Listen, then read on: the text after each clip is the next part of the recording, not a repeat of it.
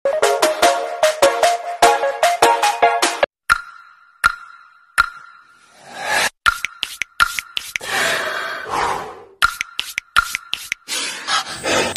hello guys. Ito na naman tayo. Aga na naman gumayak ng ate nyo girl. Ayan. Naglalakad kami papuntang Sakayan. At pupunta kami ni Jason sa Santiago Robinson para mag-process ng passport. So, nakasakay na kami. Galing kami niyan ng Alicia papuntang Santiago Robinson.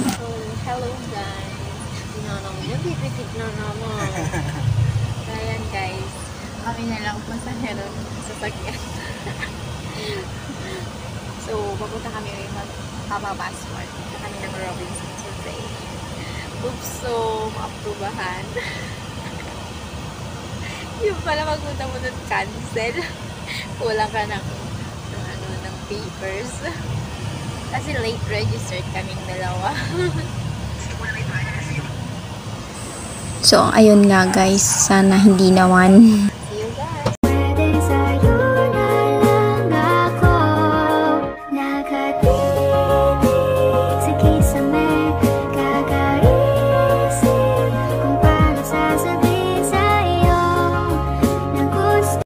Nakarating na kami ng Robinson dyan guys. And ang pamasahe namin ay tig 70 kami. Galing kami ng Alicia. And ayun. Pagdating namin dyan, nag-picture kami for the memories.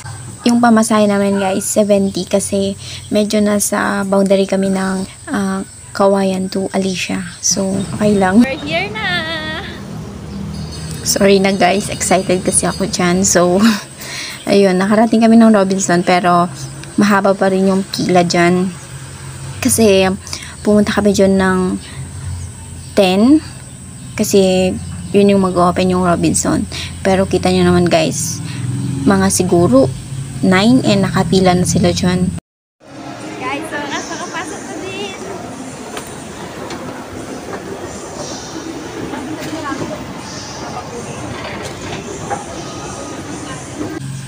Ayan ang outfit ko for passport appointment guys.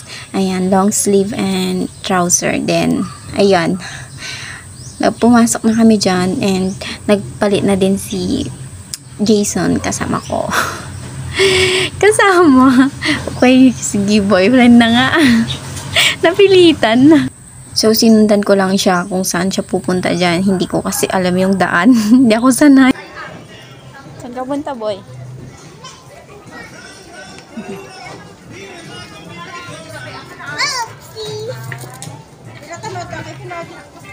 Saan ka pupunta? Yan naman yan. Sa totoo lang guys, first time naming magkasama na mag-mall sa Robinson. For 3 years. And almost 4 pala na magkasama kami. Eh, hindi pa kami nakakapag-mall ng Robinson that time. So, hindi din naman ako taga Isabela. I mean, magulo, di ba? Siya kasi taga Isabela, ako taga Biskaya ako. So, although meron, nung bata ako, dito kasi ako pinanganak Isabela. Pero, hindi na ako lumaki dyan. Hanggang 6 years old lang ata ako, o 5 years old lang ako lumaki. Tapos lumipat na kami ng Biskaya. So, hindi ako familiar. Kaya pasensya na guys. Medyo lutang ang atin yung girl.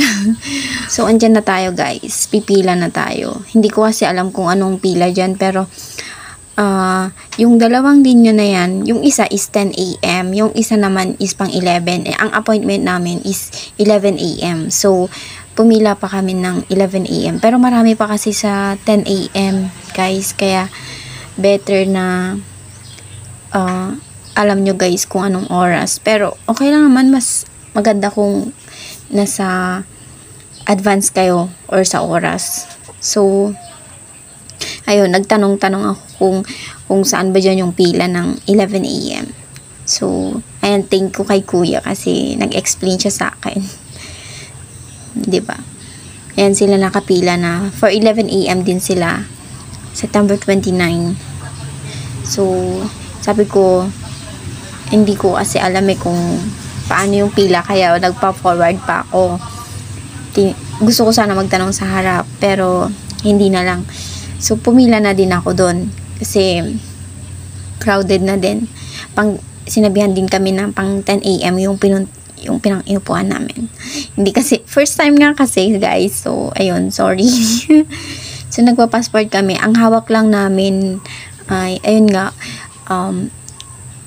original copy ng birth certificate. Tapos, meron kaming Xerox na 2 na extra. Tapos, 2 valid ID. May Xerox din yun. Yung ID, dapat yung mga national ID, driver license, mga SSS ID, or pag-ibig ID, mga ganun yung mga ID na dapat dalhin. Kasi hindi, tulad ng kasama ko, hindi tinanggap yung ID niya na PhilHealth and Teen ID. Kaya, na-delay din siya. Bale, may may 30 days naman na palugit para pumunta ulit, bumalik doon. Kaya dapat gumawa ka ng paraan para makakuha ka ng ID mo.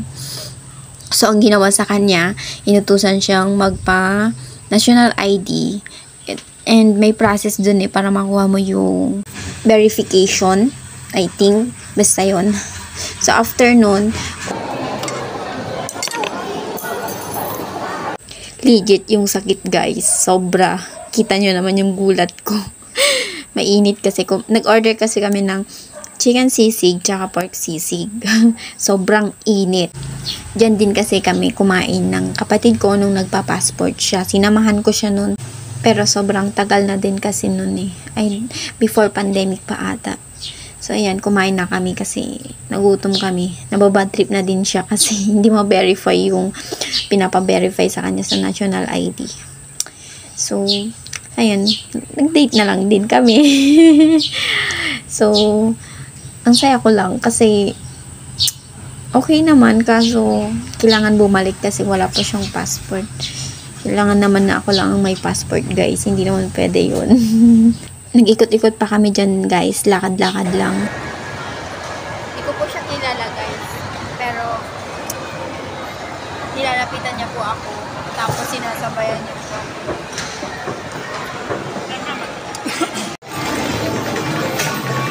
Wala ka. Ito. Oh. Ayaw pa!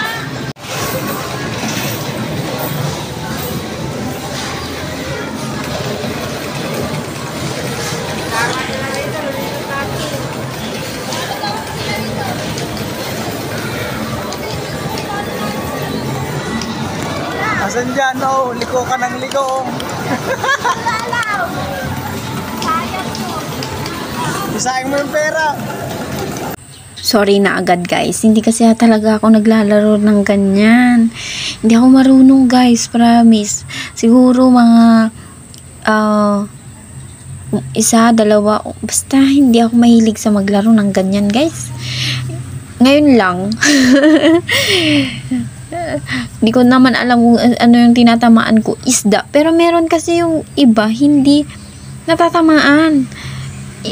Paano lalambatin mo yung wala namang, ayaw namang makuha. So, ayun, ang dami. Dun sa kabilang ganyanan, ang dami nung token na nakukuha nila. Na-amaze ako. Sana ako din.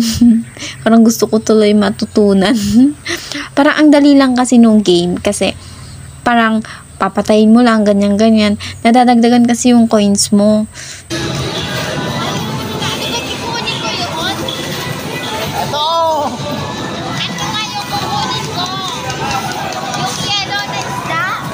Kahit ano dyan! Hindi nga mahuli! Ba't ang dami?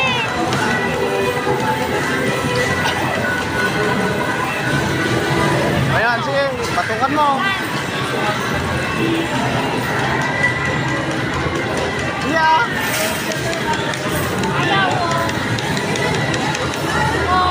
Nakuha naman. Oh, bumalik.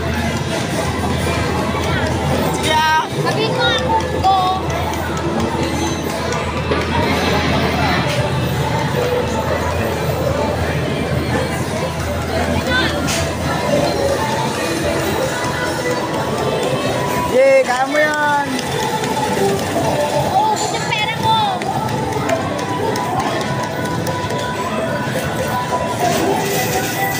Sige, diretso mo.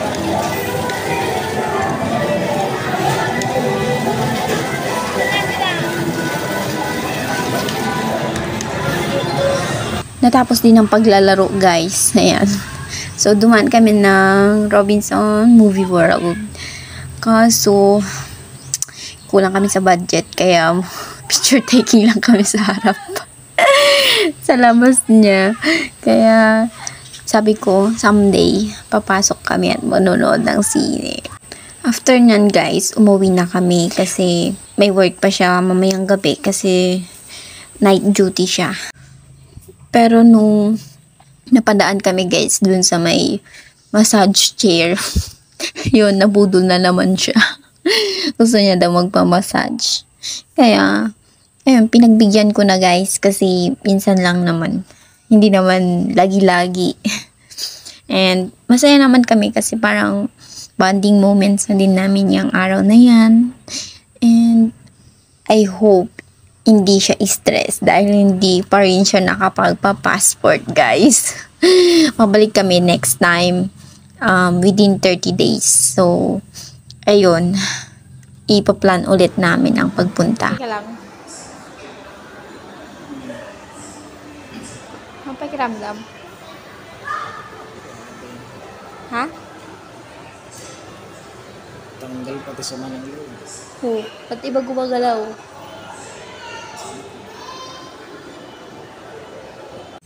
Ayan, guys, nagmumukha na siyang robot. Kasi gumagalaw yung ulo niya, yung katawan niya, iba-iba.